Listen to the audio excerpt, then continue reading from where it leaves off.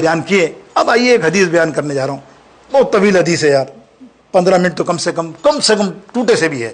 وہ حدیث ایسی ہے حج کی, سبحان اللہ کے ساری کتابوں میں حدیث, باب الحج ہر کتاب کے اندر موجود, بخاری سے لے کے مسلم, جامع ترمذی سے لے کے اوپر تک, اور ہر صدی کے عالم نے اسے بیان کیا, اس لیے کہ حج کے مسائل ہی اس میں ہیں. چھوٹی کتابیں حج کی اس سے نکلی اس حدیث سے, اتنی مستند حدیث, اتنی فضائل والی حدیث.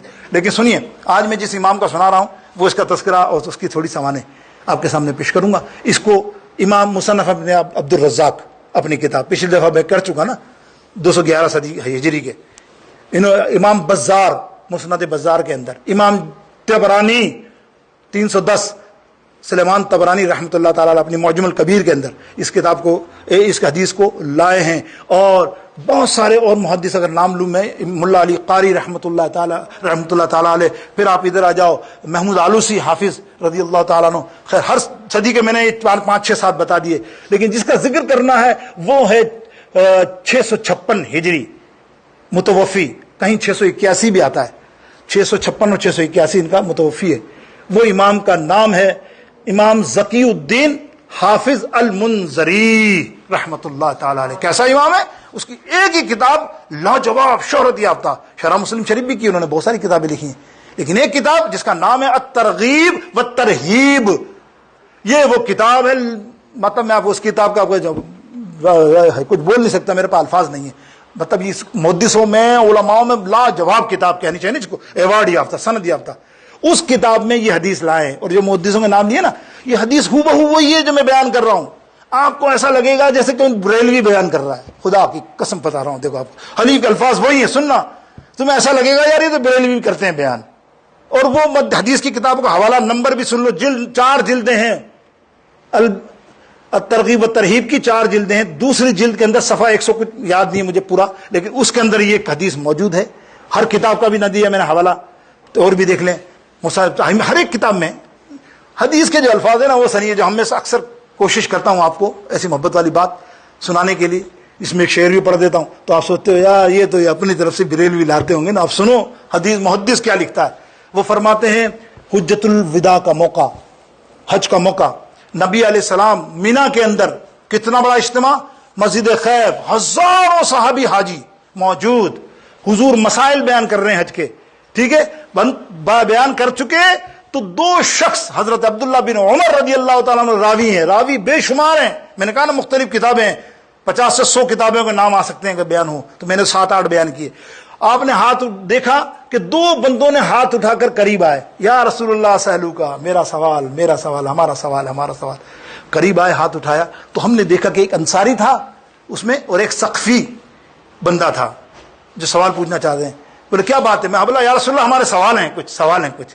سنو حدیث کا رمز سمجھنا بڑے مزے سے. اہل عقیدہ بلکہ سبھی عقیدہ بنو یار, یہی سچا عقیدہ ہے. خدا کی قسم قرآن پاک یا حدیث پاک اٹھا کے تو دیکھو, یہی ہے نا مسئلے. کہاں ادب سکھایا میرے محبوب علیہ السلام کا اللہ نے. فرمایا ہم سوال ہے ہمارے, کچھ سوال ہے. تو میرے نبی علیہ السلام کا جواب سنو, ماشی تما انشی تما انا اخبر تما, اے صحابیوں 2 تمہیں آپشن دیتا ہوں, تمہارے اگر سوال ہیں سننا. یہ پورے میں حدیث کے الفاظ پڑھا ہوں, ایک الفاظ میری زبان سے نہیں, واللہ منبر رسول پہ بیٹھا ہوں. کیا فرمایا؟ اے صحابیوں 2 آپشن ہیں تمہارے پاس. صحابی نے کہا یا رسول اللہ جی. پہلا آپشن یہ ہے کہ تم سوال بتاؤ, میں جواب بتاتا ہوں, ٹھیک ہے. اور دوسرا آپشن یہ ہے کہ سوال بھی تمہارے دل کا میں بتاؤں اور جواب بھی میں تمہیں بتاؤں. آئے ہے دلوں کے حال جاننے والے نبی, یہ ہے غیب دان امین. تم کہتے ہو کہ کیا پتا, دیکھ لو حدیث میں نبی بتائی, کسی بریلوی کی برائی نہیں ہے بھائی, میں نے حوالے دے دیے. کل تم بدنام کرو شاہ صاحب تو یہی باتیں کرتے ہیں. استغفر اللہ, ایسا کچھ نہیں ہے. ہمیں کسی کو تھوڑی دل میں ڈالنا ہے, ارے اس کی ہمیں قبر بجانی ہے. یہ منبر رسول پہ بیٹھے ہیں کہ بس وہ اللہ اکبر جب جنت میں جائے اور دوزخ میں قبر میں بھی جائے تو سرکار کو پہچان لے. پہچانے کا جب نہ اس کے دل میں عشق نبی سچا ہوگا, سچا علم ہوگا. اب نبی علیہ السلام کیا فرما رہے ہیں, بول اب تیرا آپشن کیا ہے؟ صحابہ نے کہا یا رسول اللہ آپ سے زیادہ اچھی خبر دینے والا کون ہوگا, آپ ہمارے دلوں کے حال کو جانتے. ایمان دیکھو صحابہ کا, آپ ہمارے دلوں کو جانتے ہو, آپ سے بہتر کیا ہوگا. آپ سرکار فرما رہے سن, نہ تیرا 2 سوال تھے, یعنی تیرے سوال 7 ہیں. دیر آر 7 کوشچن, تیرے سوال 7 ہیں. سن، پہلا سوال تیرا یہ ہے کہ ہم حج کرنے کیوں آتے ہیں، کیا ملتا ہے؟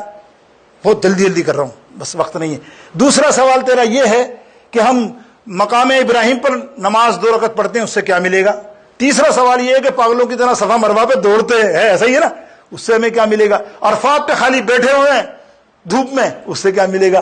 پھر شیطان کو کنکری مار رہے ہیں، ان سے کیا ملے گا؟ پھر ہم قربانیاں کر رہے ہیں، اس کے بعد اس سے کیا ہمیں اجر و ثواب ملے گا؟ اور پھر فرمایا کہ ہم طواف زارہ کر رہے ہیں آخر کے اندر، یہ کیا ہے؟ نبی علیہ السلام نے فرمایا یہی تیرے 7 سوال تھے. خدا کا وہ کہتے ہیں یا رسول اللہ صلی اللہ علیہ وسلم، خدا کی قسم نہ ہمارے 4 سوال تھے، نہ 3، نہ ہمارے 8، یہی سوال تھے جو آپ نے بیان کیے ہیں کہ زبان سے کیا میں کہوں. صحابی کے ہی فرما رہے ہیں نا، صحابی کے دل کیا کہہ رہا ہے؟ حالانکہ بولا تو انہوں نے دوسرے الفاظ میں ہے نا، لیکن الفاظ یہی ہیں کہ زبان سے کیا میں کہوں، آپ سے چھپا کیا ہے، زبان سے کیا میں کہوں، آپ سے چھپا کیا ہے، وہ جانتے ہیں میرے دل کا ماجرا کیا ہے، وہ جانتے ہیں میرے دل. اللہ اکبر، کیسی بات ہے، ایسی بات نہیں ہے. یہاں تم بولنے کی ضرورت نہیں ہے یا رسول اللہ میری مدد کیجیے، آنکھ بند کرو، مدینے پہنچ جاؤ گے اور مدینے والے کی مدد آ ہی جائے گی. یہ اللہ کی عطا ہے اپنے حبیب پر. جملہ بھی سن لیجئے میرے دوستو بزرگو. اب نبی علیہ السلام وضاحت کر رہے ہیں، وضاحت بھی جلدی سن لیجئے. سن، تو کہتا ہے کہ ہم حج کرنے کیسے آتے ہیں؟ جواب سن، جب ہم حج پہ آتے ہیں نا، اور اب جب اپنے گھر سے، پاکستان سے، امریکہ سے، انڈیا سے، وٹ ایور کدھر بھی جب ایک قدم باہر نکالتے ہیں، یا وہ اونٹ پہ ہو، سواری پر ہو، ہوائی جہاز میں ہو، کار میں ہو، اب اپنی لیٹسٹ تو یہ سمجھ لیں گے نا، ایک قدم پر اللہ تجھے ایک نیکی عطا فرماتا ہے، تیرے ایک گناہ کو مٹا دیتا ہے. اندازہ کر کعبے تک جتنی دور سے، ہم تو بہت دور سے جاتے ہیں 10,000 میل، ہمارا بڑا فائدہ ہے، کتنے گناہ مٹ رہے ہیں وہاں سے جانے. سو تو جاتے ہو یار بڑی لمبی سفر ہے، ابے لمبے تیرے گناہ معاف ہو رہے، اور تو کہہ رہا لمبا سفر ہے. وہ جو 1 گھنٹے میں پہنچ جاتے ہیں اس سے تو لاکھ درجے اچھا ہے جو 16 گھنٹے میں جاتا ہے، اور نیکی تیری اضافہ ہوتا جا رہا ہے. میرے دوستو سرکار فرماتے ہیں خالی نیت کر لے بندہ کہ مجھے حج پہ جانا ہے اس سال، جیسے ہم نیت کریں انشاءاللہ 2022 کے اندر حج کھلا تو ہم ضرور حج پہ جائیں گے. اب اس کا میٹر چالو رہتا ہے، اگر بیچ میں مر گیا اللہ اس کے نام اعمال پہ حج لکھ دے گا، اس کا ثواب لکھ دے گا. اس سے بڑا اجر کیا ہوگا میرے دوستو. اب وہ نیکی ہوئی. اب اس کے بعد 2 رکعت جو پڑھتا ہے مقام ابراہیم پر، اللہ تعالیٰ اسے ایک غلام آزاد کرنے کا ثواب عطا فرماتا ہے. صفے مروہ پہ دوڑنے کا ثواب اللہ کے حبیب علیہ السلام فرماتے ہیں 60 غلام آزاد. ایک غلام آزاد کرنے کی تفصیل کبھی بیان کروں گا تو آپ حیرت کر جائیں گے کیا ہوتا ہے. یہ روئیں ہوتے ہیں نا ہمارے، ابھی تفصیل میں نہیں جا رہا، یہ روئیں، بال نہیں، ہمارے جسم کے روئیں جو ہمیں نظر نہیں آتے، کسی کے تو بال نہیں ہوتے، رواں تو ہوتا ہے نا، اس روئیں کے برابر ایک غلام کا ثواب ہے. اربوں خربوں میں اس کا اندازہ کیجیے آپ. اس کے بعد سرکار علیہ السلام نے کیا فرمایا؟ وہ عرفات کا میدان ہے نا، اس کی تفصیل تو میں آدھا گھنٹہ کروں تو مجھے مزہ آئے. خدا کا آپ حقیقت بتائیے اس میں ہوتا کیا ہے؟ عرفات کے میدان میں آسمان زمین پر اللہ تعالیٰ تشریف بھی آتا ہے فرشتوں کے ساتھ اور فخر کرتا ہے، فرشتے یہ کون ہے، یہ کون ہے؟ ذرا اس میں بتا، کوئی وزیر بھی آیا ہے، کوئی دنیا کا بادشاہ بھی آیا ہے نا عرفات میں؟ بولے یا اللہ ہاں وہ فلانے بادشاہ، فلانے ملک کا بادشاہ، فلانے ملک کا بادشاہ، وہ بیٹھا ہوا کونے میں پورا. نہیں اس کا کوئی کمرہ VIP بنا، نہیں وہ دھوپ میں یا اللہ جیسے سب بیٹھے ہوئے، نہیں وہ کوئی کپڑے وپڑے بادشاہت والے پہن. تو فرشتوں میں فخر، فرشتے کہتے ہیں نہیں اللہ جیسے سارے بال بکھرے ہوئے پاگلوں کی طرح جیسے سب ہے ویسے وہ بیٹھا ہوا حرم سفید کپڑے احرام باندھ کے. ہاں بولے کچھ نہیں. اللہ فرماتا ہے تم تو کہتے تھے کہ یہ نیچے زمین پر جائیں گے تو بڑا شر پیدا کریں گے، یہ تو میرے بندے ہیں، کوئی ہے اس میں ایسا جو دکھانے کے لیے بیٹھا ہو؟ بولے اللہ یہاں کون دکھانے کے لیے بیٹھے گا؟ خدا کا آپ بتاؤ عرفات میں کوئی ہے دکھاوے کا معاملہ؟ تم جانو حج کی کیا شان ہے. رکن اکبر ہے عرفات، وہاں نہیں گیا تو حج نہیں ہوا. وہ والی بیٹھنا ہی ہے، چاہے 1 منٹ کے لیے وہاں بیٹھے اس کا حج ہوگا. اگر وہ نہیں بیٹھا تو حج نہیں ہوگا، چاہے سارے ارکان ادا کر لے. وہ بیٹھنے والے کیسے ہوتے ہیں؟ اللہ اکبر. اور اللہ کیسا فخر کر رہا ہے. اللہ فرماتا فرشتوں جاؤ نا، دنیا میں جتنی ریت ہے، جتنی ریت کے کنکر ہے، کتنے اندازہ نہیں کائنات میں، اللہ فرماتا ہے ان کے برابر بھی اگر ان کے گناہ ہیں ان کو معاف کر دو. فرشتوں کو، فرشتوں رکو، ان کی ریت کے برابر کنکر کے برابر گناہ معاف نہیں کرو. سنو یہاں بیٹھ کر یہ جس کے لیے بھی دعا کرے، اپنے احباب بھائی بہن کسی کے لیے بھی، ان سب کے بھی گناہ اسی طرح معاف کر دو. کیا عرفات پہ بیٹھنے کا مزہ، ماں کے پیٹ والی بات ہے نا.